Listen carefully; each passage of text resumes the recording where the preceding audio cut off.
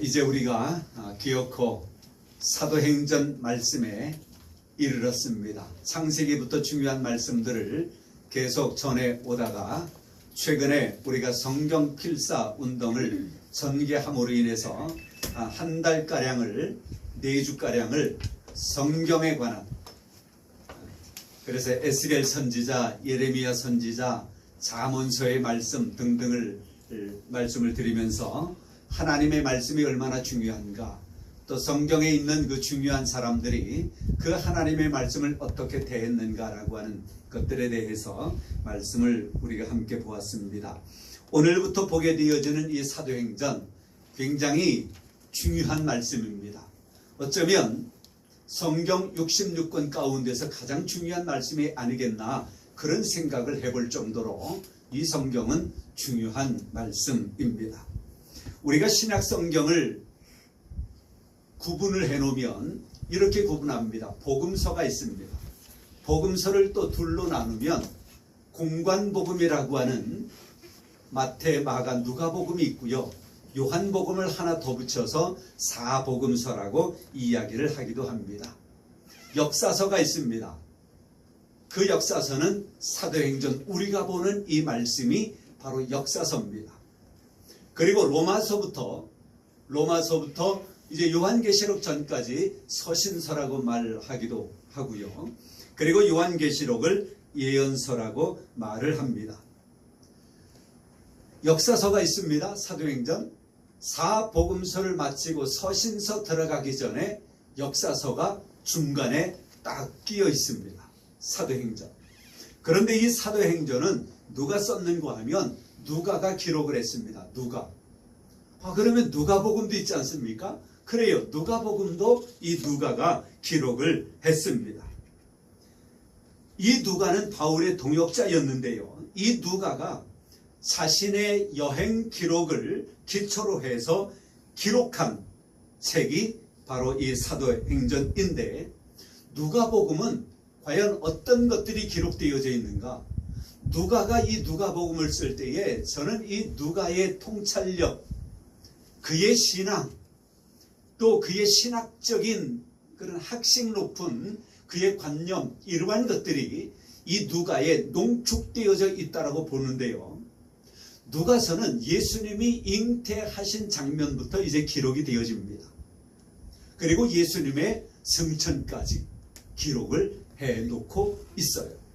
그래서 오늘 말씀에 보면 2절에 그렇게 말합니다. 그가 택하신 사도들에게 성령으로 명하시고 승천하신 날까지의 일을 기록하였노라. 이게 뭐예요? 이게 누가복음인 거예요. 누가가 쓴 누가복음.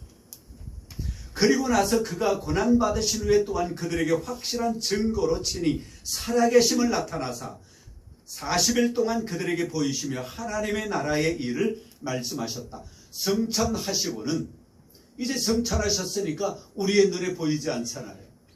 33년 동안의 인간의 삶을 살아가시다가 십자가에 죽으신 그분 3일 만에 부활하시고는 40일 동안 다시금 제자들과 함께 동고동락하면서 하나님의 일을, 즉 하나님의 나라를 선포하고 하나님의 말씀을 가르치고 또 하나님의 아들로서의 사역을 감당하는 일을 해 오셨어요. 40일 동안. 그리고는 승천하셨어요. 이제는 제자들에게, 이제는 그리스도인들에게, 하나님의 사람들에게 육신의 눈으로 볼 수 없는 그런 상황이 되어져 버렸습니다. 그가 고난받으신 후에 또한 그들에게 확실한 증거로 친히 살아계심을 나타내사 40일 동안 그들에게 보이시며 하나님 나라의 일을 말씀하시니라. 그리고는 이제 승천하시게 된 거예요. 그러나 여러분, 우리 예수님이 그렇게 승천하셨다라고 해서, 즉 우리의 눈에 보이지 않는다라고 해서 그분은 안 계신 것이 아니에요. 그분은 지금 하나님의 보좌 우편에서 하나님의 나라에서 하나님의 아들로서의 사역을 감당해 나아가고 계십니다. 또 성령을 우리에게 보내주셔서 이 사도행전을 성령행전이다 라고 말하는 분들도 계시기도 한데요. 그래요. 하나님의 성령을 우리에게 보내주셔서 그 성령과 함께 하나님의 사역을 지금도 감당해 나아가고 계시는 것입니다. 그래서 그분은 부활 승천하셔서 더 강력한 능력으로 하나님의 아들로서의 사역을 감당해 나아가고 계신다라고 우리는 보아야 할 것이지요. 그분의 계획은 이제 예수님 홀로 그 하나님의 아들로서의 사역을 감당할 때보다 그분은 승천하심으로 성령이 우리에게 보혜사 성령이 오셨잖아요. 그러니 어쩌면 그 예수님은 성령과 더불어 함께 합력함으로 말미암아 성령의 역사를 발휘함으로 말미암아 이 땅에 그분의 사역을 감당해 나아가시는 거예요. 더 구체적으로, 더 확장된 사역으로, 더 능력 있는 사역으로 그 일을 해 나아가고 계신다라고 하는 것입니다. 그 모든 성령의 역사가 기록되어진 말씀, 사도행전.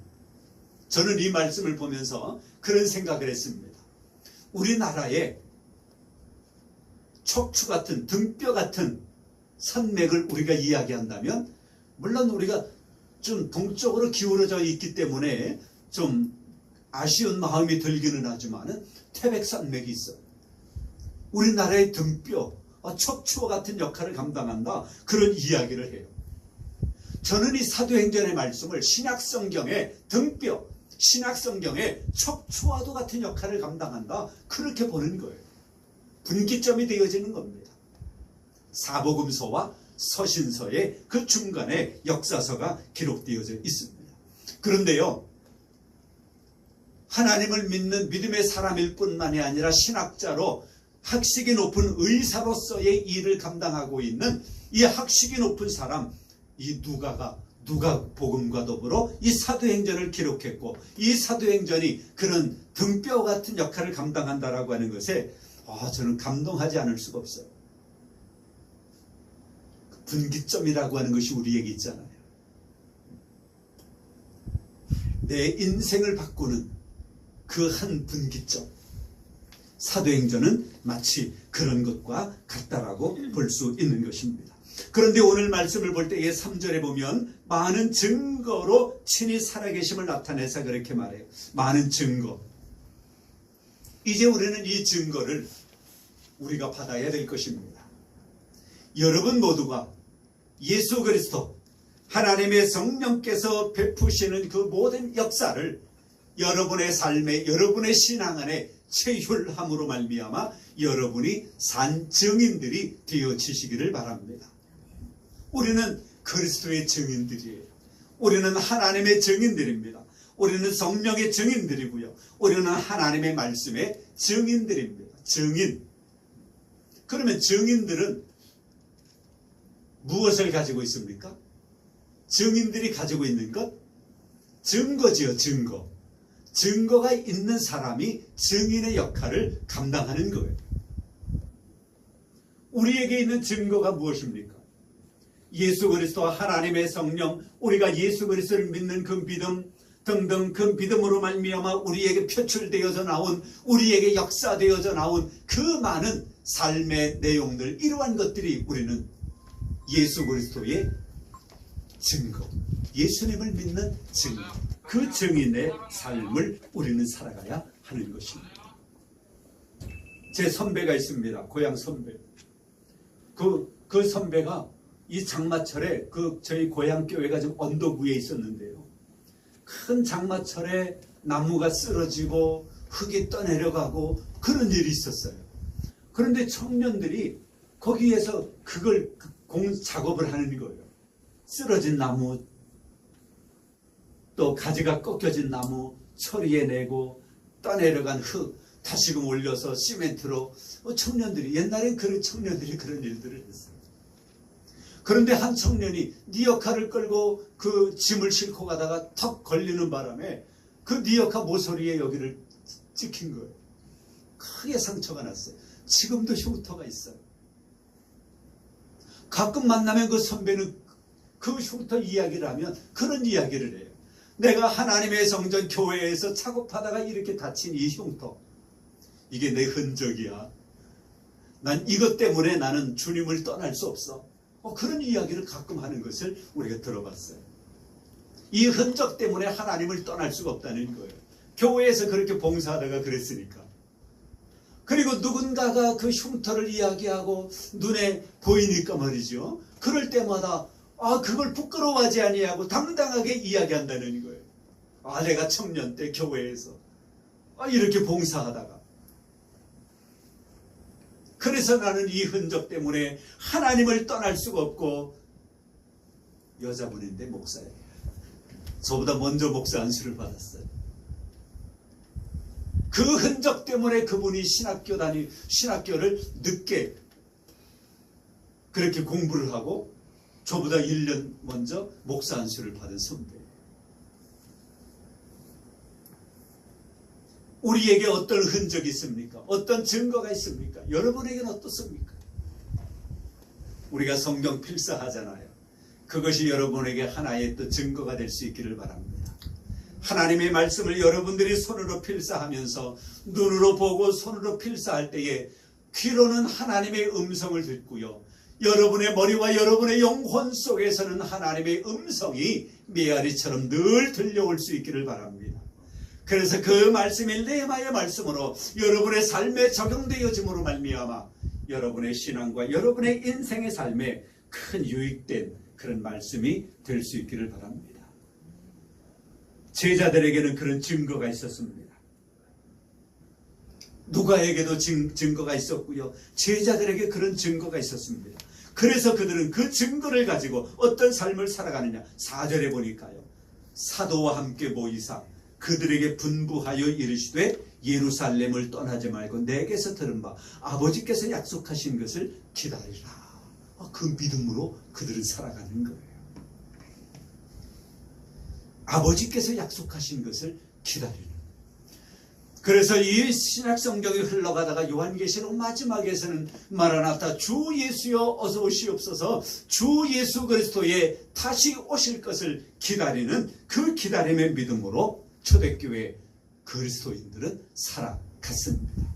역경이 오고요, 핍박이 오고요, 박해가 있고요, 죽임을 당하는 그 현장에까지 가면서도 그들은 다시 오실 그리스도를 기다리는 담대한 믿음으로 그들은 살아갔다고 하는 것입니다. 여러분의 신앙이 이제는 예수 그리스도, 하나님, 하나님의 성령, 하나님의 말씀, 이 신앙에 관한 것들이 여러분의 삶에 증거가 있고요. 그런 증인의 삶이 여러분에게 계속 지속되어져 나아갈 수 있기를 바랍니다. 그리하면 하나님께로부터 더 크고 놀라운 은혜와 복이 우리에게 넘쳐나게 되어질 줄 믿습니다. 성부와 성자와 성령의 이름으로 여러분 모두를 축복합니다.